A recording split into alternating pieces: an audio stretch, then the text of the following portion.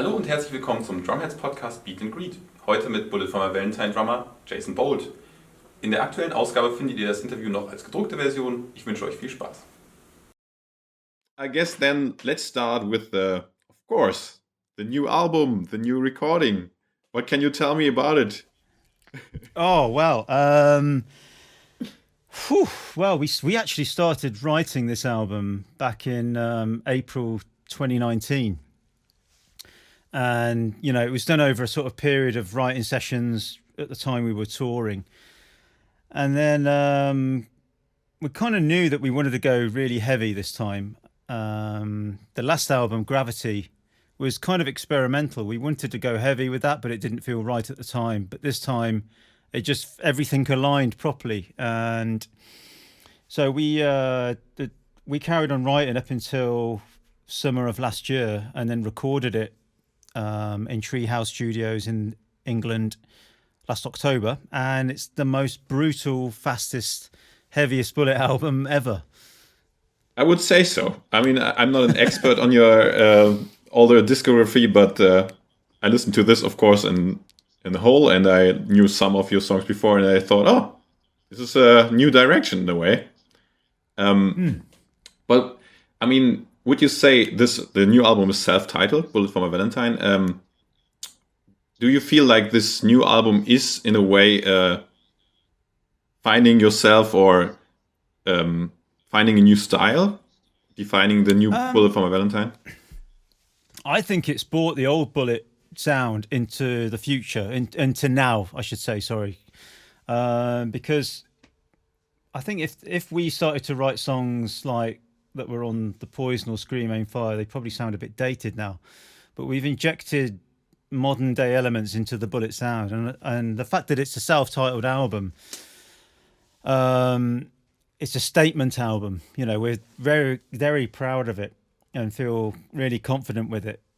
You know, it's very easy to write in some ways. Although it was hard work, we still challenged ourselves. The challenge was in actual parts, executing them, like Padge with his guitar solos. The drumming's really fast. There's lots of fast drumming on it.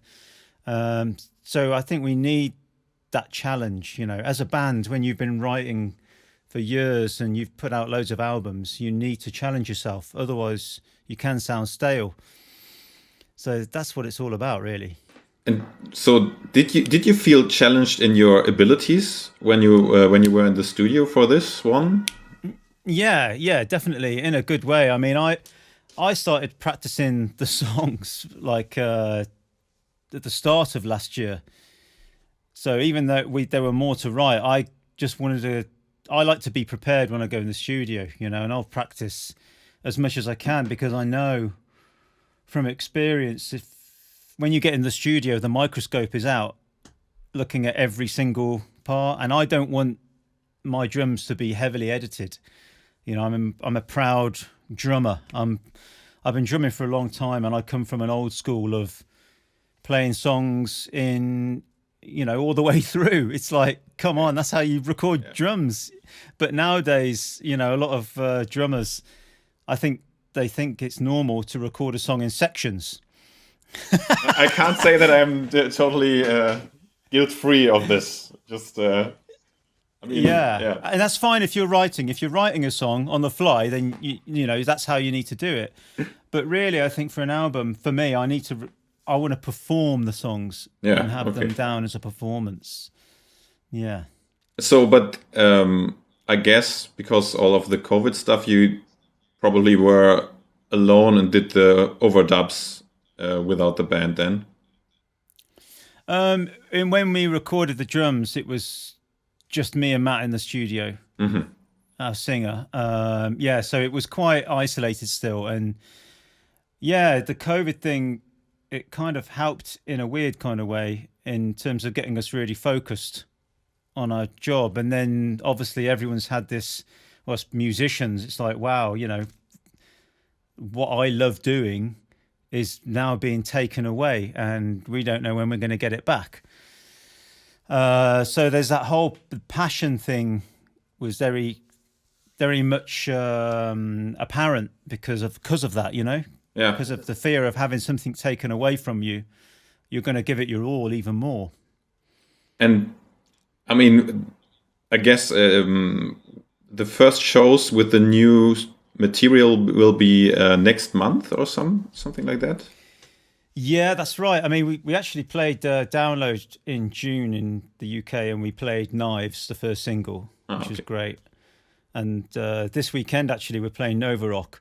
So we will play another new song there. And then, as you say, we do a UK headline tour in end of October through to November.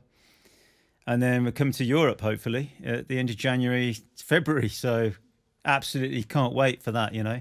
Yeah. I have to say, Germany is one of my favourite places to play in the world. Nice to hear.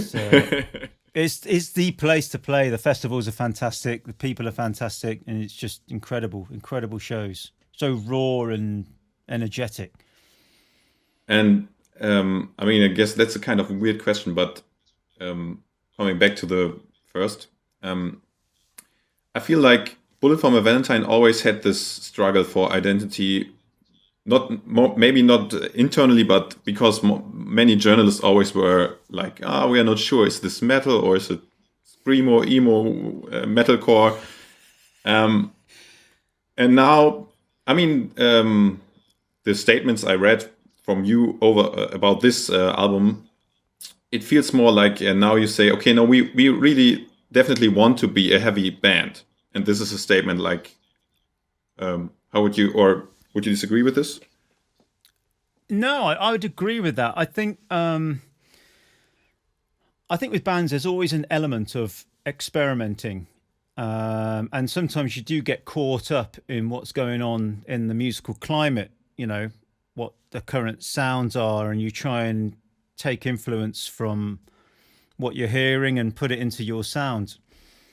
I mean, like I said, we always try and write heavy, but I mean, the last album typifies what you're saying about, you know, bands kind of struggling with a bit of identity or whatever. It's just a case of it just didn't feel right to write heavy. And maybe we were wrestling with our identity a little bit, although we're very proud of Gravity, which is an experimental album. I do feel that this album could actually spawn another 3 albums easily in terms of like a cool new direction. I think we feel comfortable with, this could be like the new Bullet sound, you know, that we want to take forward, which is great. Yeah. And I mean, I guess it's kind of natural that sometimes you have phases of where you just redirect and explore some, and then you find something, then you go with it. And absolutely. I mean, and now you have fans that have listened to your music for whatever 15 years or more. Do you feel like they are growing with you, or do you have fans who are like, please play the old stuff, be like 2005 again? Well, I think we're really lucky because our fans have stuck with us, and the evidence is when we tour. It's quite simple, you know. When we play live, they're all there, and the last touring cycle we did was the most successful because we felt like we broke new ground in Europe, definitely, and starting to play headline bigger venues in Germany, all over Europe. 5,000 to 7,000 capacity. And that's what we want, you know. The dream is to headline Rock am Ring and those big festivals. That's the next level for Bullet. We're nearly there, but we're not quite there yet. And so that's thanks to the fans supporting us playing live. No matter what, you know, we do, there'll always be people that aren't happy with what we do, but generally they're not the people that come to shows. Sometimes they're trolls. Just standing there. Looking mean. Yeah. But we try and keep the fans happy. It's getting more difficult because we do play stuff from the old albums, obviously, and now the more albums you put out, the more difficult it is. Oh no, what are we going to leave out the set, you know? And yeah. And I guess it's also, I mean, when you get new fans, with new material, they will have a little bit different expectation of what was on the set list then. Yeah. Exactly, because I felt like we picked up a whole bunch of fans off Gravity, and I do think whether they're going to be really scared of the new album because it's so heavy. But we'll see. We've had a good response so far. I mean, the album starts. So Parasite is the first track. Yeah, and it starts with this ominous, weird soundscape. And really, when I started the stream for my promos, I was like, "Fuck, is my sound card? Fuck that! What is going on? Yeah. Who left the radio on? Yeah, there's something going in. Yeah, no, but then so it reminded me a bit of like a Slipknot-esque start of an album where it's just a bit weird, and then really heavy, direct." Yeah. Yes. And you, next to playing with Bullet, do you still give drum lessons? Because I saw something on the internet that you can have drum lessons with you. Yeah, I do. Yeah, I love teaching. I started teaching when I was 18 years old, actually, and I've always just loved passing on my knowledge to people. In fact, during the lockdown, I had a few lessons, not a great deal, but 6 or 7 students from around the world. And I still teach them now every week, and it's been fantastic. Yeah. Is it like this, like stream? Yeah. Okay. Yeah, it's through Skype, and I was always very skeptical about that because I thought, oh man, how's it going to work? But it does work if you adapt to it, and it actually makes me more prepared. So I prepare the lesson. Sometimes, the lesson is free form and you get comfortable with the student. You talk about what you want to do, and we just go for it. And it's been fantastic, really good. What is the like the most common stuff that people want to learn nowadays? What is the hot shit? It's so diverse, I mean, my lessons, I tailor them to the person, what they want to learn. And it's all about them, it's not about me. And there's one guy that wants to go through Bullet songs, which is totally cool. And there's someone that wants something different every week. So we'll look at double bass drum technique. And then next week we'll look at linear stickings. And then we'll look at drum and bass rudimentary applications. And then world styles, playing ostinatos with the feet with different sticking patterns over the top. It's endless. And then some people want help with drum parts for their bands. Maybe it's a covers band. Advice. Some people like to talk for half an hour about the world. Like we do. Yeah, exactly. And I'm happy to do any of that. It's just nice communicating with people. And I guess then, so if I would want a lesson with you, I could just go to your homepage and make a request, or how do I reach you? Just send me an email. Yeah, it's all there. I mean, my website is in a terrible state because I don't really bother with updating the news on it because I'm on Instagram, and so the lessons, people DM me on Instagram mostly, or they send me an email. My contact details are on my website. And they just send me an email and say, hey, Jace, can I have a lesson, please? And, it's as easy as that. Nice. So if you want to have a lesson with Jason Bold, just write him a message. Email me, jace@jasonbold.com. Okay. Don't be shy. Don't be scared. I reckon a lot of people are scared, I mean, of course, it's with successful people, I guess it's weird, but in your mind, you feel like people who have this kind of success just wouldn't bother to read normal people's requests. That's right. But, I think it's a different world now.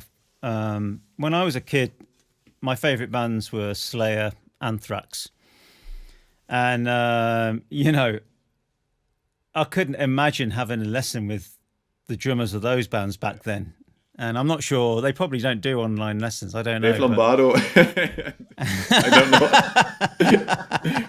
But now, people are realizing that, the world is smaller because of the internet. And it's another source of income, It was useful for me during lockdown because musicians didn't, was forgotten about by our government. It was just absolute disgrace the way musicians are treated. And, without getting too political, our government is in for a shock when the next elections come round, that's for sure. I guess many governments will be in shock. I mean, yeah. I mean, it's hard not to talk about politics, I think, with COVID. Of course, I want to try to keep it light, but I know it's really, really bad with musicians, theaters, everybody who just needs to make an audience present to really have the revenue. And of course, like you said, this. I'm glad that you can give lessons so that we have the techniques now that people can just be in contact without being physically in contact. So that's the workaround, yes. I guess. But did you? So you didn't make any streaming concerts with Bullet, did you? No, we didn't. We were actually thinking about doing something earlier this year, but as things kind of escalated in terms of the album campaign, and then we had a show with the Download Festival, I think it's been put on the back burner for now. Mm-hmm. Yeah, but we could have done, but I think we were busy with the album, and I know a lot of other bands did, but yeah, we just didn't get round to it. Did you experience one? So, because my honest opinion, I saw some, and it's just, so it's not bad, of course, but you just don't get the same feeling. And even if I streamed it over a real PA and stuff, so I try to make it feel good. Yeah. But it's just not the same thing. Yeah, I know. And you know what? We're not super keen on doing it because of that. It's the vibe that you get when you play live in front of a room full of people. It brings something out of you different that you can't get on. I've been practicing this morning the bullet set for Nova Rock, but it's like, oh, okay, come on, yeah, and it's not the same as I know it's going to be on Saturday night, because the adrenaline gets you going, and so playing in a room with no people in there, it's the thought of it sucks, but a lot of bands haven't had a choice. They need some, make some revenue somehow. And I thought, like, maybe, for example, so like the Jazz Trio was kind of the invention because you had this small rooms and you needed, and that was fitting for that purpose. So I thought maybe we will see like new genres, new types of bands that just absorb and function in this new reality. But yeah, so far I can't see it. I mean, of course there are some more successful, but overall. Yeah, well, it could happen. I mean, obviously there's people make a career from playing drums at home, streaming their concepts lessons on YouTube.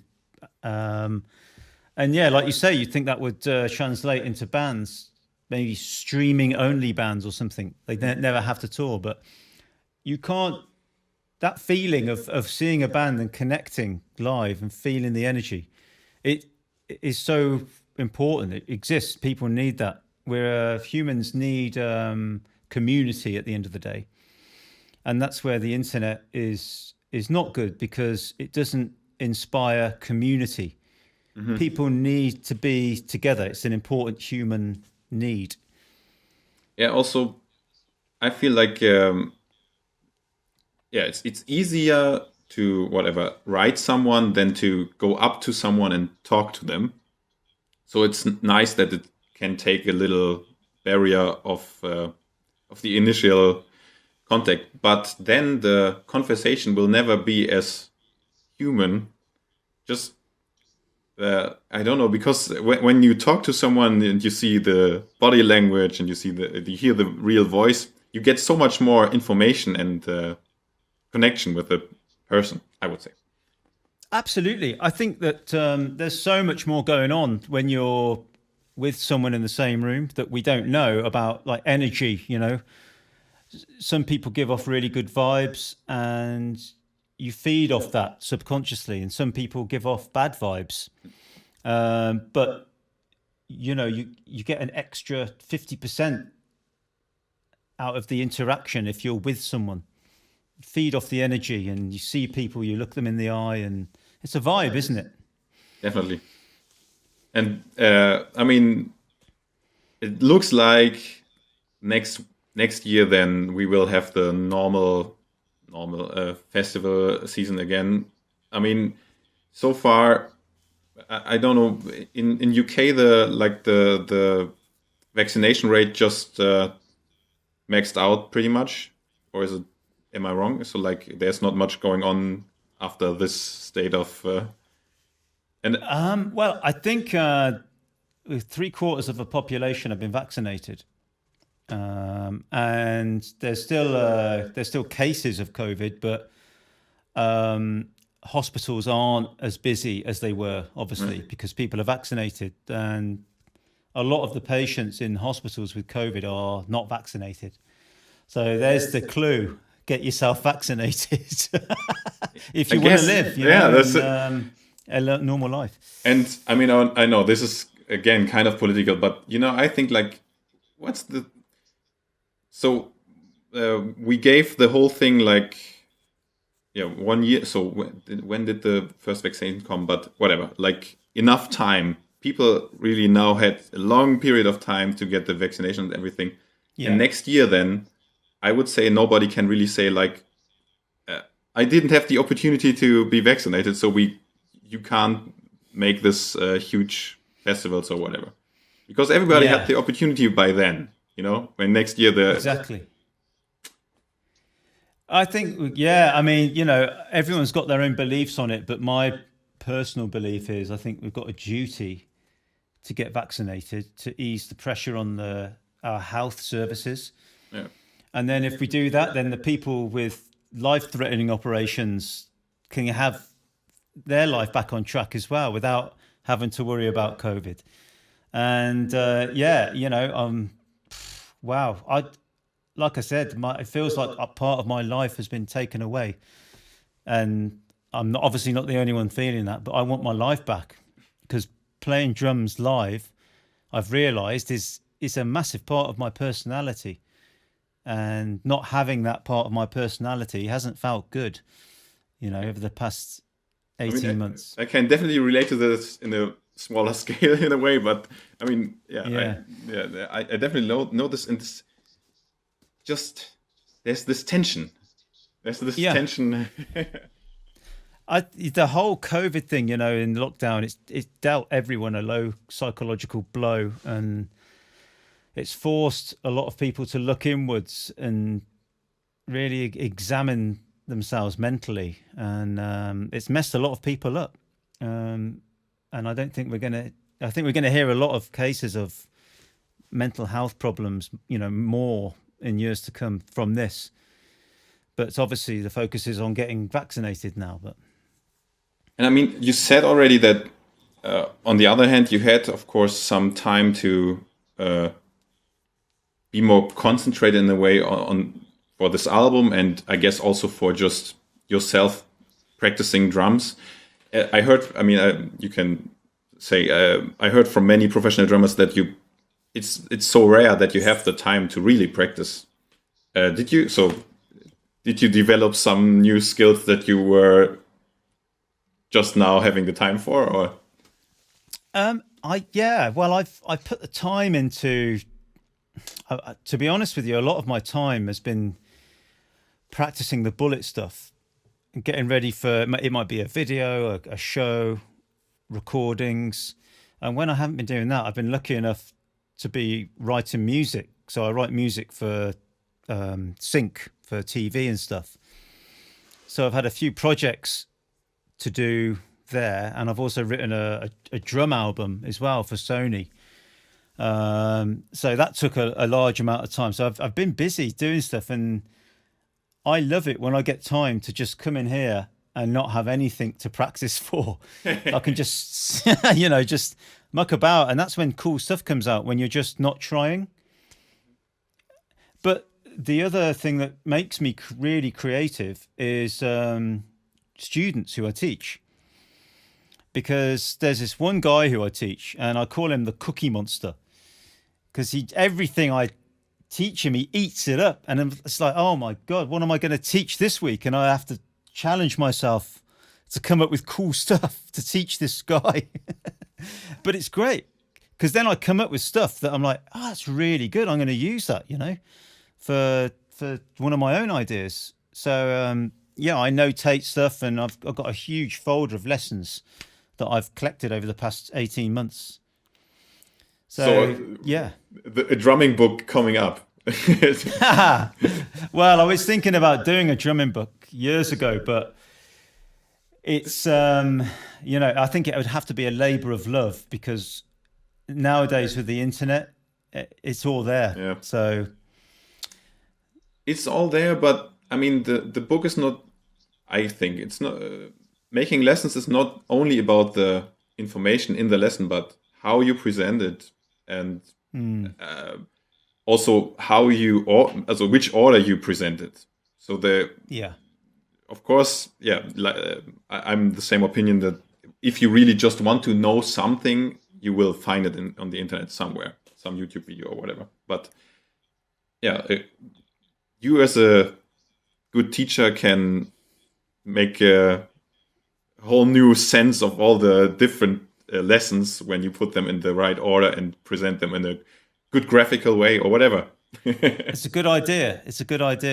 Maybe when you're on a long tour in America, I'll have a light bulb moment. I would like to. I would like to share my ideas in a way, like a book, a DVD, or whatever. But something for the future. It's always good to have some dreams. You have to have something that you can aspire to. And this Cookie Monster guy, is it a young student, or is it a middle-aged, or? He's middle-aged. All right. Yeah, and he's incredible. He just loves it. Every week he's had a lesson without fail for the past 18 months. In fact, I was teaching him here in my room before that. He actually prefers lessons online now, because I think he knows that I have to work harder. So he gets more out of the lesson. I want my teacher well prepared. So Yeah. What have you got next? What's next? Oh, that's awesome. Yeah. And I mean, you already said you enjoy Germany. I think so. You will be in Berlin, and I have to check. There was something else. I can't even remember the tour dates at the moment. January, Saturday, 29th, Berlin. Oh, that's February, right? That January. Oh, January. Sorry. So that's my information here. I don't know.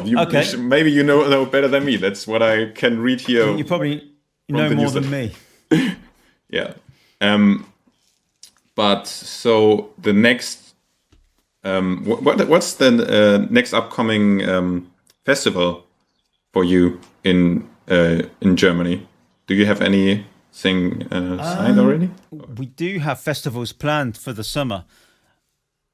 I can't think what they are at the moment. Ah, okay. Yeah, because I couldn't see any in the information I got. I only got these two shows. January. I think the summer, I know that June next year is already wrapped up, but I can't say what we're doing at the moment. Okay. Because it has to go through official lines of confirmation and all the rest of it. But we can expect to see you in the summer on some of the big festivals. Yeah, for sure, definitely. It wouldn't be a good summer without that. And it's a very energetic new album, so the people can have the mosh pits, headbanging stuff. Yeah, and circle hopefully. Hopefully. Yeah, man. I guess then we can wrap it up with a nice last question. And that would be, if you could play any gig, past, future, present, what would it be? Oh, man. I think it would have to be Live Aid. Live Aid. Yeah, simply because that sort of really took charge of my imagination when it happened. I was a kid at the time, and such a good cause as well, and it's just a massive gig. I mean, if we had a Live Aid today, it would be huge because of the internet. But yeah, I think that would be cool. Maybe like the first Nebworth or something like that as well. And which artist would you play as Bullet, or would you what? Oh wow, that's a good question. If I could play with another artist, then it would have to be Zeppelin. Okay, all right. Oh man. Yeah, I mean, John Bonham played like a blues metal drummer. I guess that many like metal concepts just have the roots there. I mean, yeah. I mean, then Sabbath was born, obviously, and they had blues influences. But Sabbath would have been cool to play with as well. Like back in the day when Ozzy was nuts and biting the heads off birds, that would have been interesting. Yeah, man. Thank you very much, Jason. You're welcome. Yeah, it was a pleasure. And everybody, if you need a good lesson and you are a cookie monster and you're middle-aged, you can just write him a DM and he will give you the lesson of your life. Yeah, any age, obviously. Any age, yeah. But be a cookie monster. Better be a cookie monster when you... Yeah, cookie monster. You've got to be a cookie monster. All right. Thank you. Great, have a good day, and hear from you in the summer next year. Yeah, absolutely. Great. Later. Do you want me to send you email you this audio? Yeah. You can just... I couldn't give you my direct information, or I guess you can just... I don't know how you were contacted, through the PR? Shall I transfer it to you? Oh yeah, that would be easy. Yeah, I'll do that. All right. Cool. Okay, man. Great to meet you, and see you next year. Yeah, looking forward to that. See ya. Take it easy, man. Nice Bye. talking to you.